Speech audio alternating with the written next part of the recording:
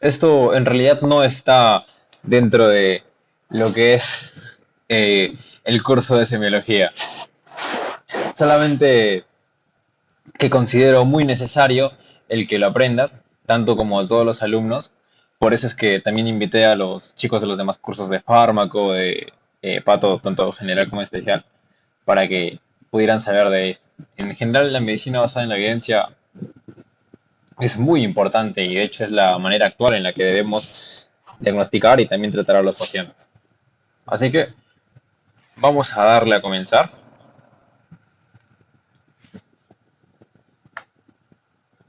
para no serla tan larga tampoco. Vamos a ver rápidamente qué es la medicina basada en la evidencia. La medicina basada en la evidencia, para comenzar, es un estilo de diagnóstico médico.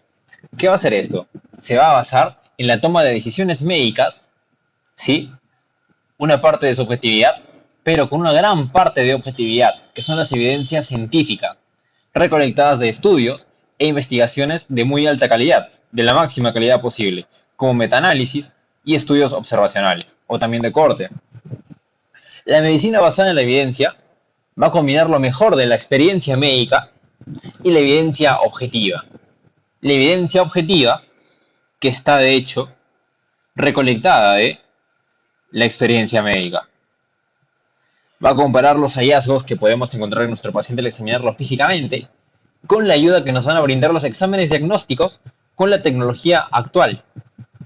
Entonces, la medicina basada en la evidencia, en resumen, nos va a decir qué hallazgos son los más importantes a la hora de poder diagnosticar una enfermedad en el paciente.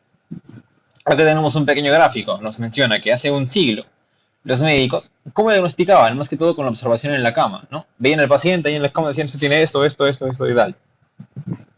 ¿Podía ser efectiva? Claro que sí. Pasa que también antes al paciente se lo dejaba morir en la cama. No había mucho que se pudiera hacer con una gran cantidad de enfermedades, cosa que es diferente ahora. Podemos aumentar la posibilidad de supervivencia del paciente siempre y cuando diagnostiquemos con la mayor rapidez posible. Como se puede ver acá, los test eran poco usados porque la verdad es que no había muchos y no eran de tan alta sensibilidad o especificidad que vamos a ver en un momento que son. Pero actualmente es tan importante el uso de la tecnología, de los exámenes, que incluso ha sobrepasado más de la mitad del diagnóstico. Tanto así que usamos exámenes hasta para confirmar diagnósticos. Eso no significa que vayamos a dejar de lado la observación del paciente como tal. Siempre y cuando sea posible, vamos a usar los exámenes diagnósticos para lo que son, para diagnosticar al paciente, los exámenes de laboratorio para certificar que nuestro diagnóstico es el adecuado. Y si no, vamos a pasar a los siguientes. Tenemos la observación en la cama, bueno, vemos la parte de dermatología, la parte neurológica, la parte reumatológica, cardiológica, todos los sistemas que podamos.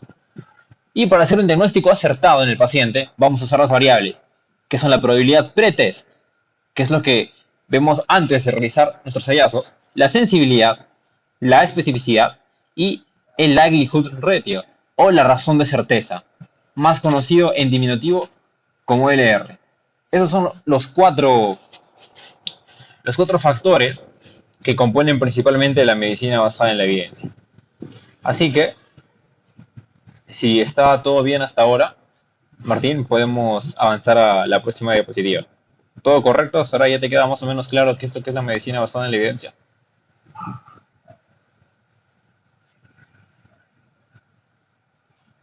Ya, perfecto. Ahora te estarás preguntando, ok, Fernando, este concepto es muy interesante, todo lo que tú quieras, pero ¿para qué me va a servir? Vamos a ver. ¿Qué es la probabilidad pretest? La probabilidad pretest es la posibilidad de que un paciente tenga el problema, ¿sí? La enfermedad, en inglés disease, antes de los hallazgos que vamos a encontrar. O sea, la probabilidad de que el paciente, a simple vista, tenga cierta predisposición a tener una enfermedad antes de que lo veamos más cerca, ¿no? De forma más cercana. Generalmente vamos a hacer el motivo de consulta para esta probabilidad pretest, por el cual va a venir el paciente para preparar esta probabilidad. ¿Cómo así? Por ejemplo, el motivo de consulta puede ser un dolor abdominal, puede ser un dolor de articulación, puede ser tos o fiebre, puede ser un dolor en el tórax o puede ser una úlcera, por ejemplo, en el pie. Como puedes ver acá, estas referencias que nos da el paciente, esos motivos de consulta, tienen ciertos diagnósticos. Por ejemplo, una úlcera en el pie, paroesquemelitis, tiene altas probabilidades. Un dolor en el pecho, para un tromboembolismo pulmonar, tiene probabilidades muy bajas hasta moderadas, dependiendo del paciente. Varían bastante, la verdad. ¿Cómo controlamos esta variación? Junto a la probabilidad pretest. Estas se van a ajustar en la práctica médica dependiendo del paciente. Recordemos que la medicina basada en la evidencia se basa en decisiones. Decisiones que vamos a tomar nosotros como futuros médicos que vamos a hacer. Como podemos observar acá en esta tablita, por ejemplo, nos dice pacientes que vengan con angina o disnea, dolor de pecho, falta de aire, que tengan sospechosamente enfermedad coronaria crónica. La probabilidad pretest, como ves aquí, va a aumentar para empezar con la edad del paciente. Recordemos que la enfermedad coronaria de las arterias, la enfermedad de las arterias coronarias y la gran mayoría de enfermedades cardiovasculares van a ser mucho más comunes en varones que en mujeres, para empezar. En resumen, si el que entra por la puerta de nuestro consultorio es un varón con estos síntomas, de por sí nuestra probabilidad pretest va a ser un poquito más alta que si fuese una mujer. ¿Me llego a entender? Con el simple hecho de que haya entrado el varón, de que el paciente sea de sexo masculino, como puedes ver acá, su probabilidad es más alta. Por ejemplo, ¿qué pasa si es un varón de 40 años? Vamos a ver. Un varón de 40 años que viene con angina, dolor de pecho y falta de aire, Disney. Para que tenga una enfermedad coronaria, es una acumulación de placas ateroscleróticas en las arterias, que nos puede conllevar a un infarto, en el peor de los casos. Por ejemplo, un varón de 40 años, buscamos age, ¿no? 40, 49 años, y si es típico, o sea, si tiene ambos síntomas, ¿sí? La probabilidad es del 22%. Hombre, men, mujer, women. 22%. Pero ¿qué pasaría si fuese mujer? La mujer, si solamente el paciente se convirtiera en la paciente, solamente por ese cambio de género, nuestra probabilidad pretest sería menor. ¿Por qué? Porque es muy bien conocido que las mujeres tienen una mayor protección gracias a sus hormonas a las enfermedades cardiovasculares. Todo esto hasta que llega la menopausia. De ahí ya se igualan bastante.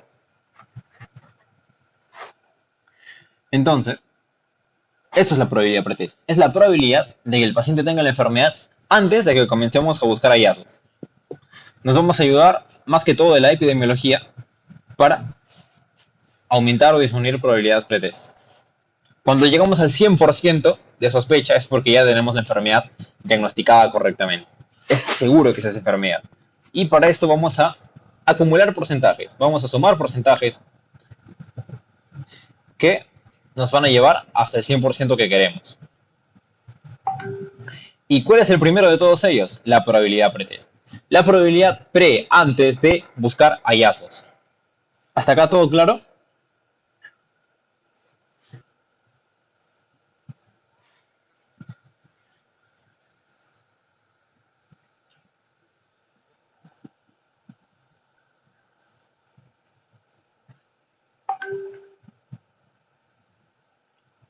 Creo que está todo bien, Martín. Ya, perfecto.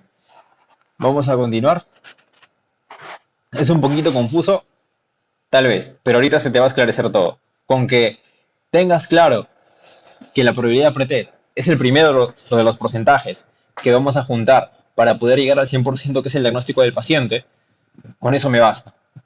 Esta probabilidad puede aumentar dependiendo del sexo del paciente, dependiendo de si viene con un dolor. Ahí ya sumamos un poquito de porcentaje. Continuamos. Y acá vamos a ver un ejemplo. Mariana, de 40 años, llega a consulta con angina de pecho y disnea. Nuestra probabilidad pretest para pensar que podría ser una enfermedad coronaria es del 10%. Es bastante baja. ¿Por qué? Primero porque es una mujer. Con eso simplemente ya sabemos que epidemiológicamente las mujeres, por la protección que tienen en la vida, en su vida fértil, ya de por sí tienen cierta protección mayor que nosotros los varones. Y segundo, que está joven, todavía tiene 40 años. Buscamos probabilidad pretest de tener una enfermedad coronaria si te viene un paciente con sintomatología típica, como por ejemplo angina y disnea, es el 10% en una mujer. Es bastante bajo, como puede ser.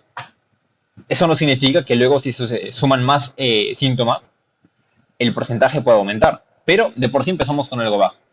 Ahora vamos a ver a Antonella, de 70 años, que ya consulta con angina de pecho y disnea.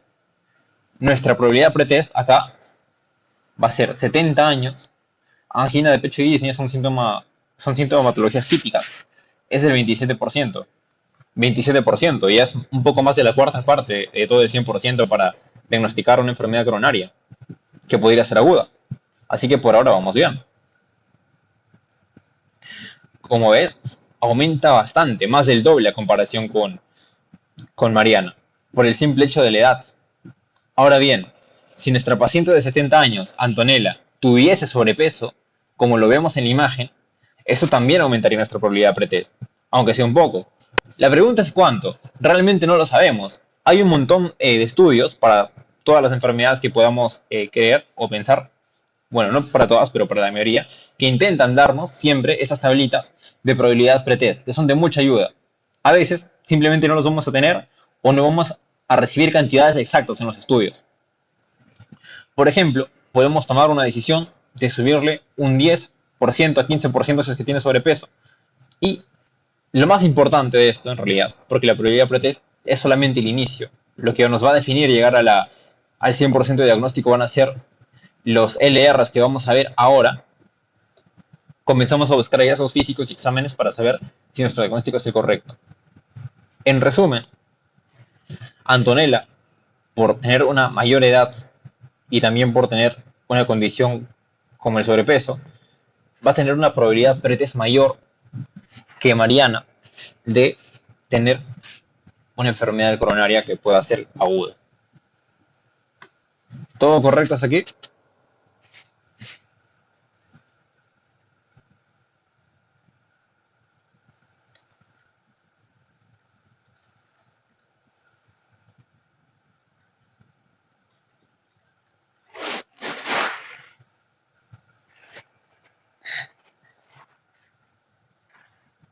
Creo que está todo bien, ¿no?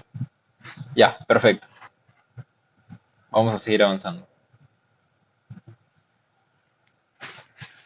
Entonces, ya vimos la primera parte y ahora vamos a ver la sensibilidad y especificidad. ¿Cuál es cada una? La sensibilidad es la proporción de pacientes con el signo que sí tienen la enfermedad. Por ejemplo, de 10 pacientes con dolor de pecho, que 5 tengan enfermedad coronaria, o sea que sus arterias estén bastante taponadas por placas de ateroma, de grasas, esa es la sensibilidad. Que tengan el signo. En este caso el signo es la angina, ¿no? El dolor de pecho. Que sí tienen la enfermedad. ¿Cuál es la enfermedad coronaria. Esa es la sensibilidad. La sensibilidad puede darse con un signo, puede darse con un test, puede darse con un examen. La especificidad es la proporción de pacientes sin el signo que no tienen la enfermedad. Por ejemplo, de los 10 pacientes, a ver, ponte acá que sean 8. Ya, de estos 10 pacientes,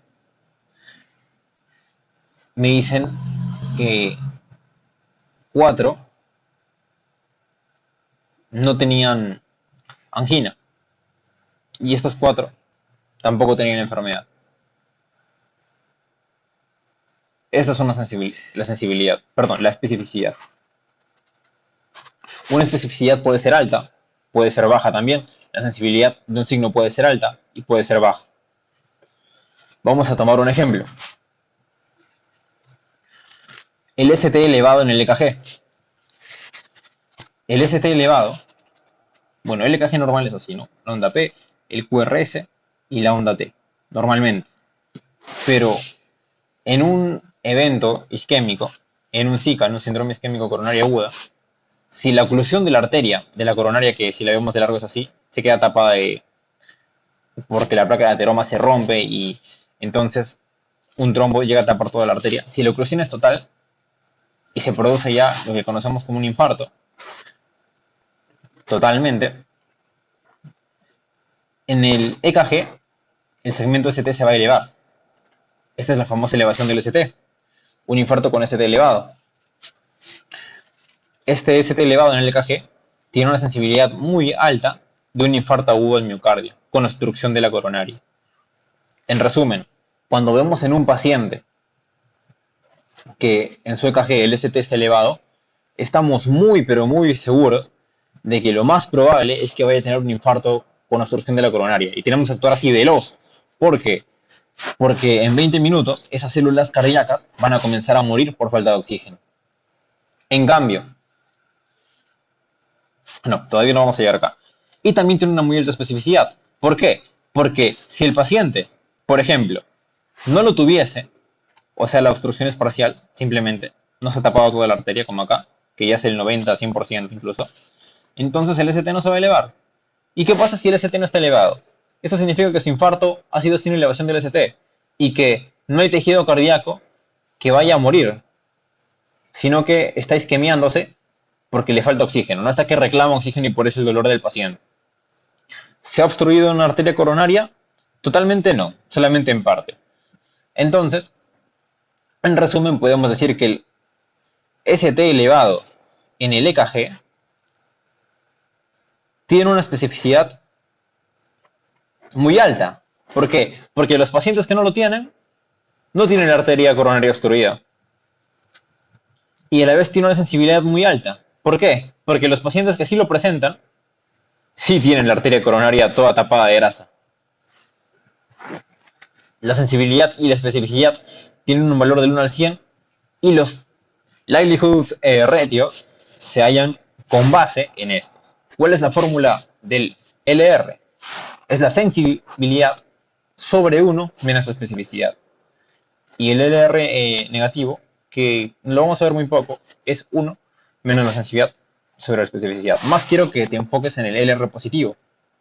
¿Sí? Y ahora vas a ver por qué. Por ejemplo, supongamos que una sensibilidad y una especificidad, como te mencioné, mientras más altas sean para un signo, para un hallazgo, para un test, para un examen, mejor va a ser este para diagnosticar una enfermedad. En un mundo ideal tendrían un valor de 100. Por ejemplo, 100 de sensibilidad y 100 de especificidad. Vas a sacar tu cuenta ahora. ¿Qué pasa si ponemos 100 sobre 1 menos 100? Tenemos... A ver, creo que acá no se jugaba con 100, si no me equivoco, se jugaba con unos. Era 1 sobre 0, si no me equivoco. Y 1 sobre 0 no te puede dar un resultado como tal, pero se acerca mucho. Si no lo divides entre 0 y lo divides entre otro número, lo más cercano a 0, como 0.0001, te da un número muy alto. Lo que significa que el LR real va a tender hacia el infinito. ¿Por qué va a tender hacia el infinito? Porque un LR que tiende hacia el infinito nos va a ayudar a diagnosticar cualquier tipo de enfermedad. En resumen, el signo perfecto va a tendría, ¿no?, un LR infinito, porque solamente hallando ese signo diagnosticarías una enfermedad. ¿Existe el signo perfecto? No. ¿Hay signos que se acercan a ellos? Sí. ¿Cómo cuáles? El ST elevado en el EKG es un signo de una utilidad increíble, es un signo muy clave para poder diagnosticar infartos que tengan una oclusión total de la arteria coronaria. Y ahí sabemos que estamos tratando de un infarto de gran gravedad, de gran calibre, como ya lo veremos más adelante en el segmento de cardio. Bueno, lo vas a ver con Jonathan, si no me equivoco, con su clase de síndrome isquémico coronario. Y ahí ya verás las diferencias entre cada uno. En resumen, mientras más sensibilidad y más especificidad tenga un hallazgo, mejor va a ser.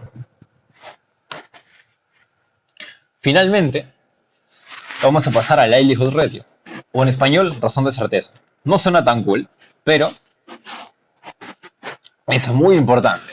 Es la cantidad de pacientes que tienen el hallazgo y la enfermedad, dividida entre los pacientes que tienen el hallazgo, pero no la enfermedad. Un LR mayor a uno, sí, porque el punto de corte acá es 1. Los LRs que tengan un valor mayor a 1, para acá, recuerda que el LR perfecto es infinito, nos van a acercar a nuestro diagnóstico, a la enfermedad, ¿no? Que estamos buscando. Mientras que un LR menor a 1 nos va a alejar de este. O sea que un LR menor a 1 va a ser que la enfermedad de la que sospechamos sea menos sospechosa. Va a decir, bueno, diremos, esta enfermedad no quiero que sea. ¿Por qué? Porque he encontrado un signo, he encontrado un síntoma, he encontrado un examen, me ha dado un resultado que no me hace pensar en eso. Como puedes ver, por ejemplo, ya, acá lo vamos a ver justamente. Debemos grabarnos un poco los aumentos de probabilidades indicados en la figura. Sí, existen LRs para varios hallazgos a muchas enfermedades también. Y hay un libro, me adelanto, hay un libro del que estoy sacando muchos gráficos, porque justamente es el mejor libro en cuanto nos referimos a LR para diagnosticar enfermedades. ¿Cuál es este libro? Es el McGee. El McGee, que no es introducción a la clínica totalmente, es de la parte de semiología, lo que se encarga del diagnóstico más que todo de la enfermedad. El McGee es uno de los mejores libros que pueden llegar a leer, no solamente para introducción a la clínica, sino para toda su carrera de médico en general. Tiene una ayuda increíble para decirte los mejores síntomas, los mejores signos, los mejores exámenes que puedes tomar, los mejores hallazgos para diagnosticar enfermedades. Ahora bien, dije que teníamos que grabarnos los aumentos. Vamos a hacerlo. Un LR de 2, por ejemplo, te suma un 15%. Uno de 5, un 30%. Uno de 10, un 45%. Mientras que un LR de 0.5 menor a 1 te resta 15% de probabilidad, uno de 0.2 30% y uno de 0.1 45%. Perdón. Como ves, es a la inversa.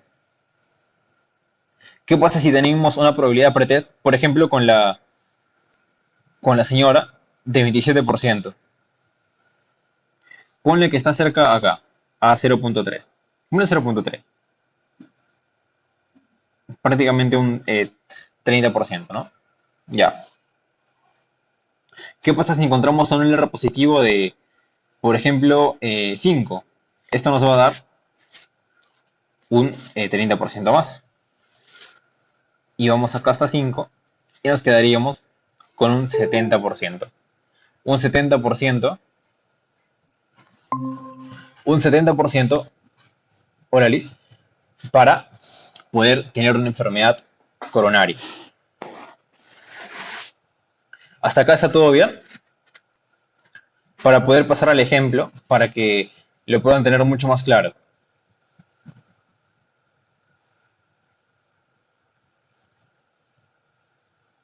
Ya, perfecto. Entonces, en resumen, como venía diciendo, la razón de certeza, la likelihood ratio, es la cantidad de pacientes que tienen el hallazgo de la enfermedad dividida entre los que tienen el hallazgo pero no la enfermedad. En resumen, un LR mayor nos va a acercar a nuestro diagnóstico. Un LR menor nos va a alejar de nuestro diagnóstico. Los LR son logarítmicos, como ven, así que deben grabarse el valor para cada LR. Un LR de 10, por ejemplo, te sube 45%. Un LR de 0.5, ¿cuánto te baja? 30%. El mejor libro encargado de esto es el McGee. Vamos a seguir con este ejemplo de las dos mujeres, pero lo vamos a ver ahora ya como debe de ser. Recordemos que estábamos con Antonella, ¿no? 70 años, que lleva consulta con angina de pecho y disnea. Por nuestra probabilidad pretest, teníamos que, por su edad, 70, y por ser mujer, tenía 27% de probabilidad de tener una enfermedad coronaria que llegase a ser aguda. Y como tiene sobrepeso, se le suma un poco de porcentaje. Por ejemplo, un 10% por su condición, lo que ya nos predispone a que tenga una enfermedad coronaria. Vamos a seguir con este ejemplo. Teníamos un 27%. Sumando un factor como la obesidad, subimos en 10 a 15%. Hasta ahora ya tenemos como un 40% de sospecha de que Antonella está sufriendo un Zika, un síndrome isquémico coronario agudo.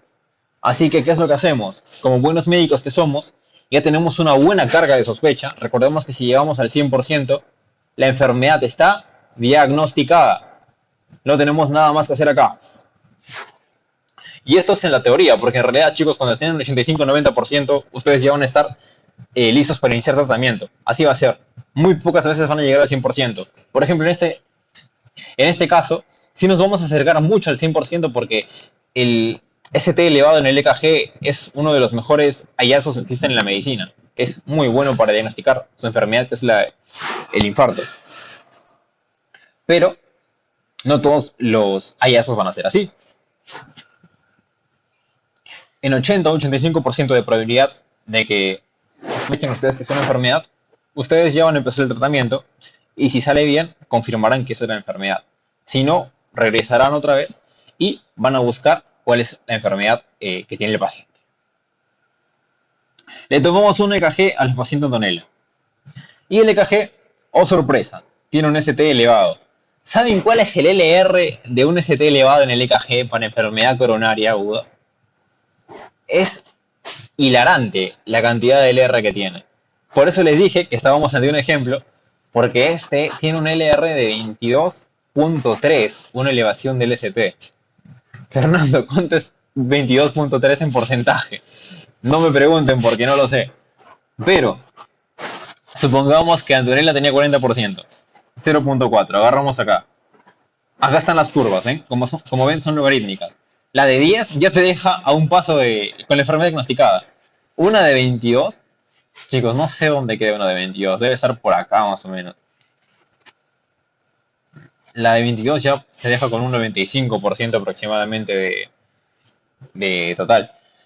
Como ven acá es un 50% más de sospecha, aproximadamente, porque es incluso un poco más. Lo que ya nos dice a gritos que Antonella está sufriendo de un infarto agudo del miocardio. Encima con ST elevado. Si es con ST elevado, significa que acá había una plaquita de ateroma en su coronaria y esta se rompió. Vinieron acá un trombo, bueno, plaquetas para taparlos, los factores de la coagulación, se tapó la arteria. En resumen, tenemos 20 minutos para que esta parte de su corazón de isquemia pase a necrosis y se pierda para siempre. Entonces, tenemos 20 minutos para actuar de una vez. O hacemos angioplastía o hacemos firinólisis o trombólisis. Pero de que actuamos, actuamos. Así es como funciona la medicina basada en la evidencia.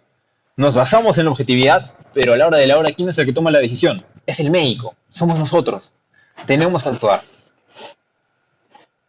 Como pueden ver, ¿qué pasaría si el EKG fuese normal? ¿No? Ahora, si el EKG no tuviese cambio alguno, por ejemplo, vemos el EKG de Antonella y está normal, no hay elevación del ST como hay acá, por ejemplo, que era lo que nos daba el LR de 22.3. Si no tuviese cambio alguno, el R sería de 0.2. Recuerden que el R, si baja de 1, se convierte en negativo. O sea que nos baja la probabilidad de la enfermedad. En este caso, 0.2 es un 30% menos de probabilidades. Si estábamos con 40 de sospecha antes de buscar nuestro hallazgo de ST, nos bajó a 30, o sea, ya nos dejó con 10 prácticamente. Eso significa que nuestra probabilidad de infarto ha bajado tanto que ya nos ponemos a buscar otra enfermedad de plano. Como ven, 0.4, que es Antonella, lo buscamos en 0.2, ¡pum! ¿Cuánto es? 30% menos. ¿Cuánto nos quedamos? Con un 15% aproximadamente. Así que replantearíamos nuestras opciones, ¿no? También tenemos otras como depresión del ST, lo cual nos indica un infarto, sí, pero un infarto sin elevación del ST. ¿Cómo es esto? Que la oclusión de la placa de ateroma ha sido parcial. Entonces hay isquemia, por eso le duele bastante el pecho, porque su corazón está pidiendo oxígeno a gritos, pero no habrá necrosis. Entonces tenemos más tiempo para actuar.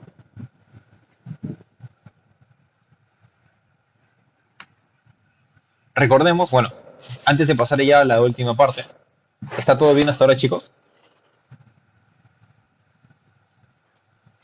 ¿Qué tal?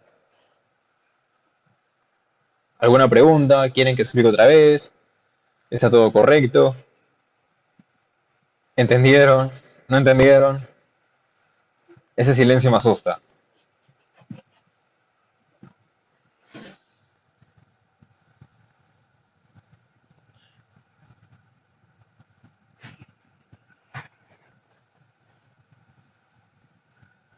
Es un silencio de entendimiento, dice Luis. Bueno, supondré entonces que me han entendido. No se preocupen, chicos, es un poco complicado, sí, pero créanme, se van a acordar de mí. Es muy, muy importante que sepan esto.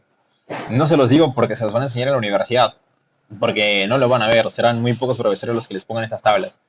Pero cuando vean estas tablas celestes, se van a acordar del libro del Magui y van a decir, esto lo vi con Fernando, porque él me recordó que esto era demasiado importante. Así que, para finalizar ya, recuerden que la mayor cantidad de información médica se encuentra en inglés, chicos. El Magui se encuentra en inglés. Para poder leerlo bien tienen que dominar de cierta forma el idioma. Pueden usar aplicaciones, pueden usar libros, pueden usar lo que ustedes deseen para poder practicar. Y más importante, recuerden que deben elegir bien sus fuentes de información, que sean de gran prestigio y actualización. Saben que la medicina basada en la evidencia es muy importante, mucho más en estos días, porque a veces no solamente nos vamos a basar en estudios, ¿sí? A veces también tenemos que actuar.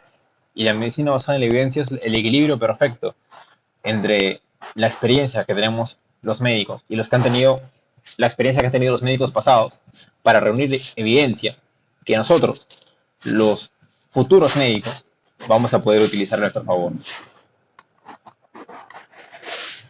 Tenemos plataformas como ambos, les mencioné cómo poder entrar, como el UpToDate, que lo tienen acceso en cualquier universidad de estudiantes de medicina, revistas como por ejemplo acá puse la New England Journal of Medicine, también hay revistas estadounidenses, saben ustedes muy bien que siempre no está mal darles una revisada, más ahora que van a pasar a introducción a la clínica, libritos, en este caso acá les puse el McGee, saben que es muy importante, ya se lo recomendé como 3 veces en toda la clase.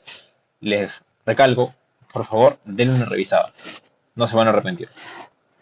Te da cosas, pero muy puntuales. Y la razón por la cual realizo esta clase es porque necesito que a lo largo del curso me entiendan cuando hablo de LRs. Necesitaba hacer este taller porque voy a hablarles un poco de LRs, siempre y cuando pueden contar las tablas para las enfermedades que vamos a ver a lo largo del curso. Así que para cerrar el segmento de general, me pareció súper necesario. Y por último, en español, hay un librito que me gusta bastante a mí, es el MIBE, Medicina Interna basada en la evidencia, de Empendium. Es un congreso acá de diferentes médicos, si no me equivoco, de Chile, de México, de Perú, de Argentina, ahí de toda Latinoamérica se reúnen para hacer estos manuales. Son muy bonitos, la verdad. Me están promocionando, ¿no? Yo quisiera que lo hagan. Ha salido la edición 2024-2025 últimamente, así que yo sé que también si le dan una revisada les va a ser de mucha utilidad. Sí, Duolingo también, recuerden que pueden usar la aplicación que deseen para que aprendan un poco de inglés. Les recomiendo mucho dominar el lenguaje. Así que eso sería todo por lo de medicina basada en la evidencia. Muchas gracias por atender. En unos momentos vamos a estar pasando la clase, a la última clase del segmento general de introducción a la clínica. Y no se olviden, chicos, que para curar deben actuar. ¿Sí? Hasta luego.